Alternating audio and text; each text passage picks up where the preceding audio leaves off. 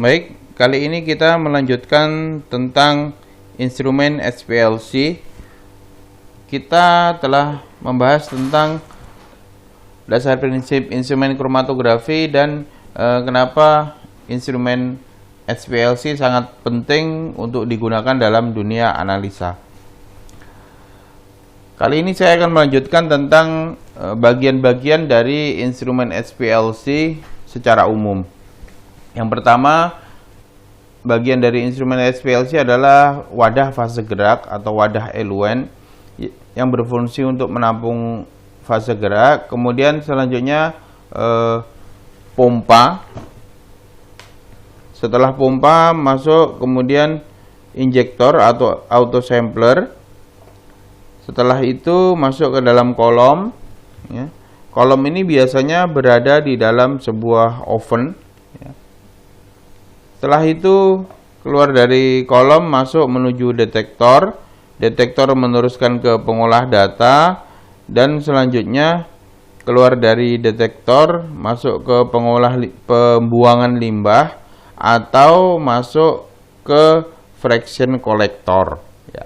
Baik, saya akan jelaskan satu persatu dari bagian-bagian ini. Yang pertama, wadah fase gerak. Wadah fase gerak atau eluen ini berfungsi untuk menampung fase gerak yang akan digunakan pada saat analisa. Ini bisa terdiri dari satu atau dua atau mungkin bahkan tiga, ya, tergantung jenis fase gerak yang digunakan.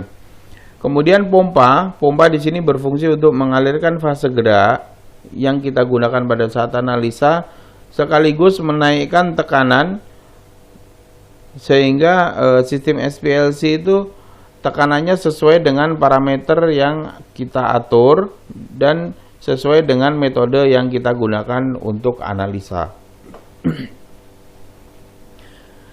Pompa ada beberapa macam, nanti saya jelaskan pada saat pembahasan pompa.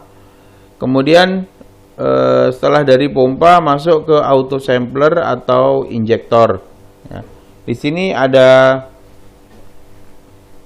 instrumen kita yang pakai autosampler dan ada juga yang hanya menggunakan injektor manual.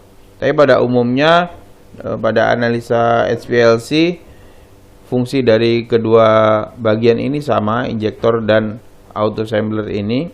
Hanya saja yang membedakan yang satu kita injeksikan sampel secara manual dan yang satu lagi secara otomatis.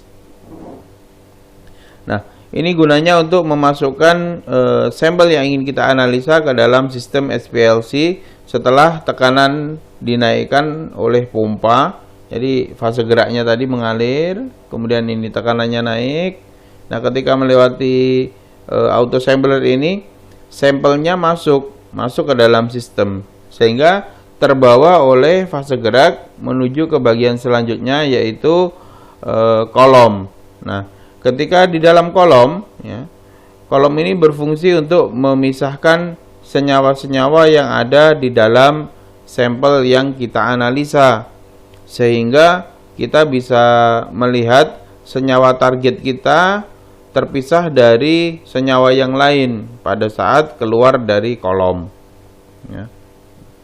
Biasanya kolom ini berada dalam sebuah oven untuk menstabilkan suhu sehingga hasil yang kita dapatkan nanti cukup presisi ketika suhu yang kita gunakan itu cukup stabil. Selanjutnya keluar dari kolom, senyawa target atau senyawa yang kita analisa yang sudah dipisahkan, yang sudah terpisahkan ketika keluar dari kolom akan keluar secara bergantian dan masuk ke dalam bagian detektor. Di detektor ini sampel yang lewat tadi memberikan suatu sinyal dan sinyal tersebut diteruskan menuju ke pengolah data.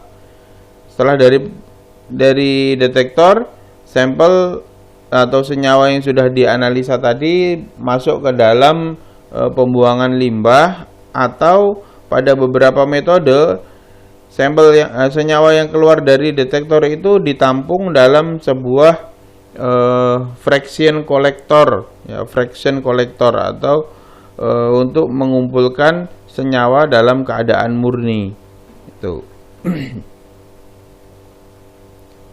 Dan selanjutnya ini penampung limbah. Ya, penampung limbah ini harus ada pada suatu instrumen SPLC, karena keluar dari detektor yang tidak diinginkan di fraction collector, dia harus dibuang menuju ke pembuangan limbah.